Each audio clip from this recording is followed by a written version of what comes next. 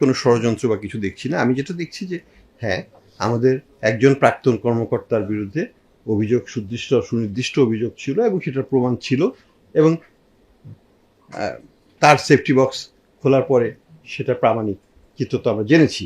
কাজে সেটার ভিত্তিতে তারা যদি অন্য কারো এগেনস্টে তথ্যভিত্তিক কোনো অভিযোগ নিয়ে তারা খুলতেন, তারা সেটার অধিকার তাদের আছে। আমরা তো বলেইছিলাম যে কোনো অ্যাকাউন্ট তারা খুলতে পারে যদি তারা আদালতকে সন্তুষ্ট করে আসে আমাদের কাছে, এবং সেইভাবেই তারা এসেছিল।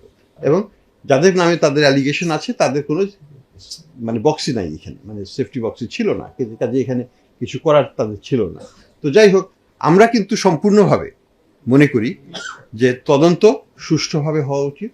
তদন্তের মধ্যে কোনো রকমের হস্তক্ষেপ আমি তো করবই না, কোনো প্রশ্নই ওঠে না। তদন্ত তার নিজস্ব গতিতে চলবে, কিন্তু বিনা তদন্তে বা বিনা কারণে অনেক জার্নালিজম আমাদের হচ্ছে, ফেসবুকে অনেক কিছু বলা হচ্ছে যেটা কাম্য নয়। এটা একটা বিষয়।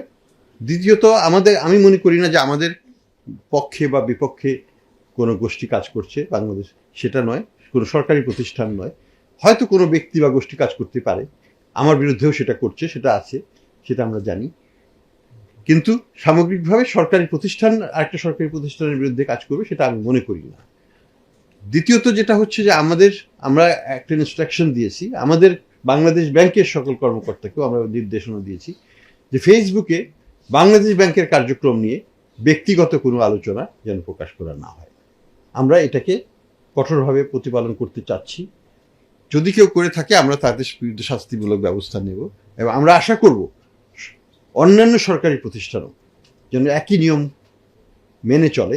সরকারের নীতি কিন্তু এটা সুস্পষ্ট যে সরকারি কর্মকর্তা হয়ে কেউ সরকার সংশ্লিষ্ট কোনো ঘটনা ফেসবুক বা কোনো গণমাধ্যমে যেন প্রকাশ করতে না পারে ব্যক্তিগতভাবে, সেটা মেনে চলা। সেটা আমরা বাংলাদেশ ব্যাংকের পক্ষ থেকে আমি বলছি যে আমাদের কর্মকর্তারা যেন সবাই মেনে চলে, না মানলে পরে তাদের বিরুদ্ধে আমরা ব্যবস্থা নেব। অন্যান্য প্রতিষ্ঠানের কর্মকর্তারাও যেন সেই ব্যাপারে সতর্ক থাকে এবং সেটাকে প্রতিপালন করে।